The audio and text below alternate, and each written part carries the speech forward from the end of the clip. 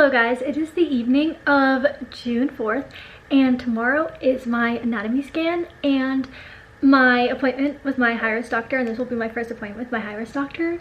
And I'm doing my best not to be nervous about it because, you know, anatomy scans is essentially where you find out if anything is wrong. So yeah, I'm really nervous, but I'm just trying to stay very positive and try not to think about it too much because I'm a naturally very anxious person.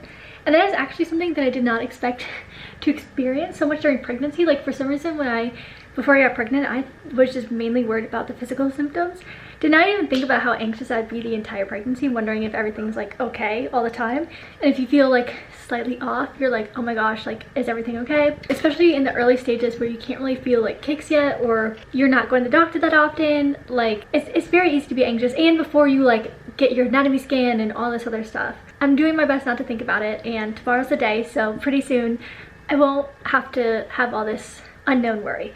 But I don't know what video this is going to be part of, or if it's going to be its own video. I don't know what's all going to go down tomorrow with the high-risk doctor and what I'm all going to find out. But I guess we'll just find out together and see if this is going to be its own video or incorporate it in a random vlog somewhere. But yeah, so tomorrow 8:30 anatomy scan. They said it takes a while, and I hope baby girl cooperates because she has a tendency to not cooperate. Like our last ultrasound, they could not get all the measurements that they wanted because she was just moving and in positions that was hard. So I hope she cooperates tomorrow. And then after that, we have the appointment with the high-risk doctor, and I have no idea how that's gonna go. But I made a list of things that I have, questions I have, and things that I want to talk to them about. So yeah, we'll see how that goes tomorrow. But just wanted to intro this and start this the night before, so that way when tomorrow comes, I can just update you after that. Are you excited? He's super chill. He's like never nervous, which is great because I am always anxious about everything. So he's just very calm, which is very nice.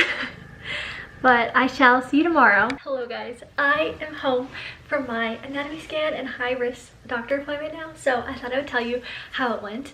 And so far, like to preface, all good news, which is amazing, and I'm so happy and I'm so thankful that everything is just going so well right now. So I'll give you a rundown of like how it went, what we discussed, and yeah, and I think I decided this is just gonna be like its own video. It might not be too long, but I think just having this one informative video will be helpful to other people who may go through like similar experiences in the future.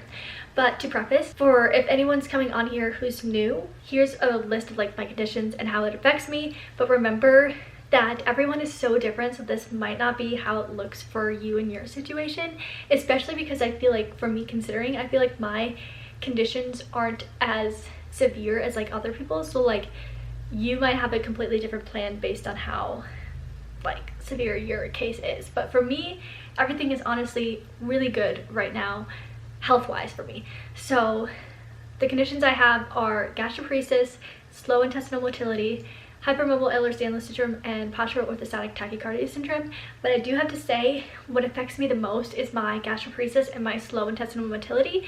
My POTS is very minor and well controlled as long as I avoid triggers. And EDS, I know, is kind of like the umbrella term, but I know a lot of people with EDS have a ton of issues with really severe dislocations, subluxation, stuff like that, and luckily that is very minor for me, and I don't have any issues with that. I feel like my EDS mostly presents in my GI tract, which my GI tract is honestly a hot mess. But that is like a rundown of everything. And then going into this appointment, like health-wise, I'm doing so well. So if you saw like my last videos, I was on a GJ tube and I was running feeds and everything, but since being in the second trimester, I've been able to eat so much more. My appetite is huge. I'm able to digest better, it seems like, because I'm hungrier way more often. I was barely even hungry before I got pregnant, and I'm eating a lot more variety of foods more often. Yeah, it's crazy. Like, I feel like I'm eating like normal. And my GJ tube ended up popping, so I got a G tube, and the plan was to like run G feeds, which I did for a bit, and that went well. But then I decided to count calories to see if I'm eating enough by mouth, because it would be awesome if I could stop feeds, and I did. So I've been trialing no feeds right now as well, and then I'll let you know like what my doctor said about that as well. So far for me, health-wise, honestly, like I feel pretty much normal, which is amazing. So keep that in mind when I tell you about what the plan is going to be going forward, because it may be completely different than what you are going to experience if you go through something similar, but I will let you know how it went. So I started the appointment with just the normal anatomy scan, and for me, I don't think every anatomy scan does this if you just are not high risk, but they also did a transvaginal ultrasound to check the length of my cervix. Like, this was specifically for cervix evaluation, so they did that because I think they said, can't remember what all exactly the high risk doctor said, but I think he said people with EDS might be at risk for preterm labor, but for sure we're at risk for precipitous labor, which is fast labor. So they want to make sure that your cervix is looking good, closed, and is like the right length and not shortened or anything. So I got that done first, and then I did the normal anatomy scan. And the anatomy scan is going to be pretty standard, especially if all of your previous tests, ultrasounds and everything looked normal with your baby. The anatomy scan is going to be standard. Like, even if you have a normal pregnancy, it's just like the normal anatomy scan. And we did that, and that was just so fun seeing the baby. She's so big now. She moves so much. It's so crazy. Like, the ultrasound tech was laughing because she's just like all over the place, and she is currently breech, but that's normal at this stage, and she's just like sitting right on top of my cervix. Like, her butt is on my cervix. So that's really funny. And I had a suspicion that I had an anterior placenta. Like, I just had a feeling that I had an anterior placenta, and I haven't been feeling crazy movements. I've been starting to feel some flutters and everything, but I'm like, I think I have an anterior placenta. And then this ultrasound, it was confirmation, like, I do have an anterior placenta. Like, it's completely over the front. But if I didn't have one, I would be feeling her kick like crazy, because like on the ultrasound you could just see her like kicking the placenta like crazy. So if I didn't have an anterior placenta, I would be feeling crazy amount of kicks already. That was like the main thing from the anatomy scan. It's fun, but then it's also nerve-wracking because obviously the ultrasound tech can't say anything if like anything's wrong, but based on like how they were just taking the measurements, she never seemed to linger like a long time on something. So I'm like, okay, I think everything is okay. And then when the doctor came in, the doctor was like, I'm just gonna start with everything on your anatomy scan looks perfect. Like, it looks good. She looks amazing. She's measuring a day ahead already, which is good. So like, I was worried about growth because I haven't gained much weight yet. I've only gained so far like 4 pounds, and I was like nervous about that, but she's already ahead of schedule, so that's amazing. She just must be taking all of my food. That was really nice. And then I'll go over now kind of the specific things that my high-risk doctor talked about in regards to EDS. And I just have to say, like, before I talk about this, is I feel so fortunate and so lucky that the hospital that I'm at and the medical care that I have access to, because the doctors here, the OBGYNs and the high-risk doctors in the hospitals that I'm specifically going to, seem so nice, so well educated, and really like putting the mom first. I feel just so thankful because I know this is not the case for like most people. So I'm just thankful for my location, where I am, and that I have access to all of this, and that my insurance covers all of this, and just thankful for that. But I need to sip of water first. Okay, so I'm gonna try to remember everything that he talked about specifically. So we're gonna talk about weight gain. He gave me a specific calorie range that I should reach, and he said if I'm reaching that by eating, that's fine, and then if you just need to supplement feeds here and there, that's fine. But he's like, I'm not concerned about it, even though like you're not gaining weight. He's like, you may catch up to that weight later in your pregnancy, but just try to meet that calorie goal that he gave me, which is personally very doable for my weight and BMI. Like, he calculated it all out. And then, you know, just as long as the baby's growing fine as well. So another thing that I was gonna have a question on, but he kind of answered, is that he wants growth scans every month. I don't know if we're doing one at 24 weeks, but he was talking about 28 weeks, 32, 36. He just wants growth scans to make sure baby is looking good every week. So I will be getting more ultrasounds than like my office usually does, but that's just to make sure baby's growing okay and she's doing okay in there. So that's good. I'm completely fine with that. Like, anytime I can see my baby more, I'm happy with. So that's like the ultrasound thing. So like, those were like 2 questions that I had, was like feeds, weight gain, and like the ultrasounds. And then he also wants another evaluation of my cervix at, I don't know, he said like 24 or 28 weeks, somewhere around there, just to make sure that's still looking good, because like I said before, the risk of like preterm and precipitous labor, we just gotta make sure my cervix all looks good. And then I made it a point to bring up some things that I know personally about my GI organs and like my uterus and stuff like that. So specifically my GI organs, through multiple tests I've gotten over the years, we've seen that my GI organs are just very stretchy. And my uterus also, this isn't confirmation because obviously I've never gotten a test like this done or gotten confirmation, but I struggle with long heavy periods, like 9 to 12 days, and they're heavy. And I've gotten tests done on my uterus, so like ultrasounds and lab work and everything, and my uterus like looks healthy, like my uterus, cervix, all looks healthy. So I wanted to bring that up to him, wondering like, hey, like, do you think the EDS might be affecting my uterus, similar to how it's affecting my GI organs, where it's not contracting properly and it's just really stretchy? And if so, if you think that, am I at risk, higher risk for like postpartum bleeding? And he was like, you know, like, I'm really glad that you brought that up so we can like discuss. He's like, I already had that in the back of my mind, but specifically what we're gonna do for that is, oh, to preface before I get into this, is he thinks it's safe for me personally to have a vaginal delivery, and he would rather reserve the C-sections for what they're usually reserved for, which I'm completely fine with. My goal was to have a vaginal delivery if it was safe for me, so I'm happy with that decision. And then obviously if things change in the future, I'm obviously open to a C-section, but I just wanted to be able to try to have a vaginal delivery if it was safe for me. So I'm happy with that news. But he was saying when it comes to vaginal delivery and that risk, it will be like notated in my chart and discussed in like my birth plan. So they're going to have like everything in the room ready, versus if someone starts bleeding, they have to go and order it, go and get it, but they're gonna have it in the room ready, and they're gonna be more attentive to my uterus, making sure it's contracting and everything. And they said they're gonna give certain drugs to help my uterus contract after birth, just to make sure it's all okay. So they're gonna be super, super attentive to make sure that my uterus contracts down properly after birth, and they're not gonna kind of wait and see as much for other people. And honestly, that brings me a lot of peace that they're going to be super attentive, and the drugs will already be like in the room if I need them.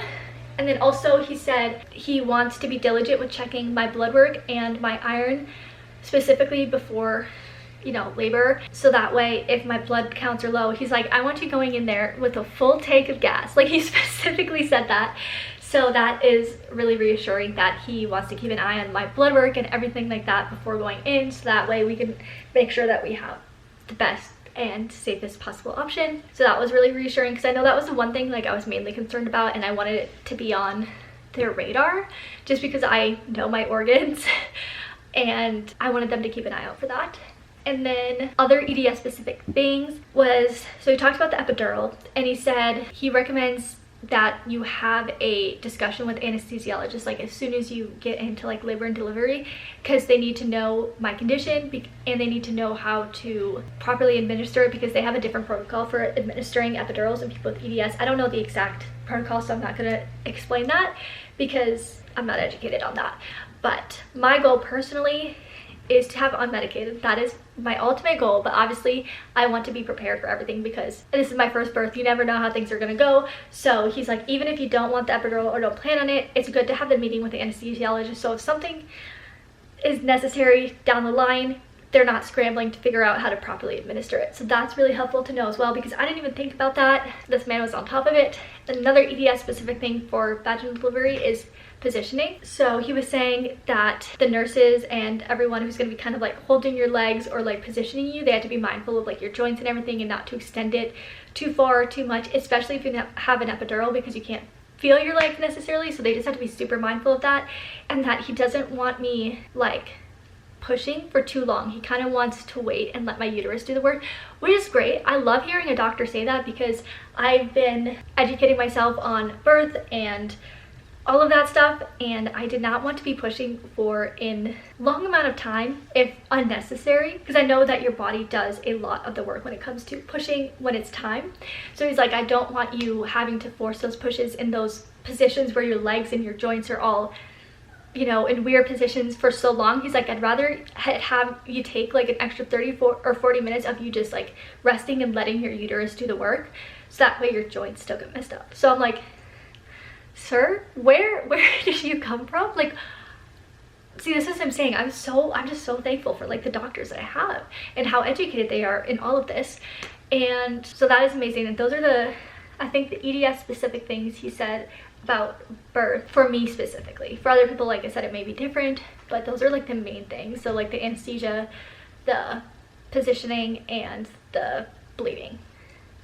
Let me look at my notes, but I think those are the main things. Like I said, for me, it's pretty simple because I am doing very well right now. So we're mostly just working on like prevention of future issues rather than treating stuff right now, because I am, as of now, my pregnancy looked very healthy. I'm very healthy, baby's very healthy. My uterus, my cervix, my placenta, everything is so healthy. So right now, it's more so just about prevention down the line. So for other people, if you are more so affected with your conditions during the pregnancy, obviously things are going to look very different.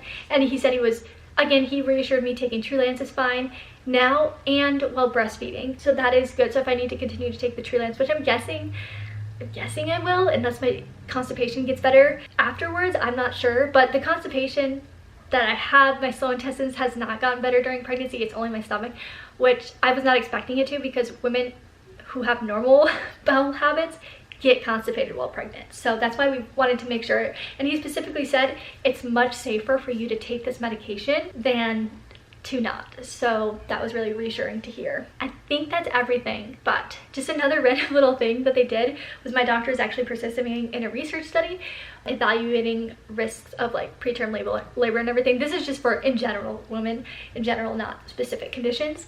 And I was eligible, so I did it because you get a $75 Amazon gift card. So I'm like, you know what, you can poke me. That's all they need to do, is they just need to take my blood. I don't have to do anything else. They don't even give them my information. Like, they de-identify me and just give them my blood. So that's amazing. They did have to prick me 3 times because my veins are just running out of juice now from all the other times I've been pricked this pregnancy. But I'm like, totally worth the $75. But I really think that's everything that I wanted to talk about. So if you have any other questions, just let me know, because I don't know if I covered everything that you guys are interested about. But I'm so happy and just so thankful again with how everything went and the doctors that I have access to and everything. Oh, random thing, I don't need to see my high-risk doctor anymore specifically unless something changes down the line, but now I can just see my normal OB, and my high-risk doctor is going to type up his entire like plan evaluation and give that to my normal OB, and then obviously that will be like in my chart and discussed at like labor and everything. So that's nice that I can see my normal OB, which I also love. So yay, all happy news. So happy, so thankful. So yeah, just let me know if you have any questions, and thank you for being here, thank you for supporting me, and I hope to see you in the next video. Bye. Now it's hitting me hard. Tell me, what am I supposed to do?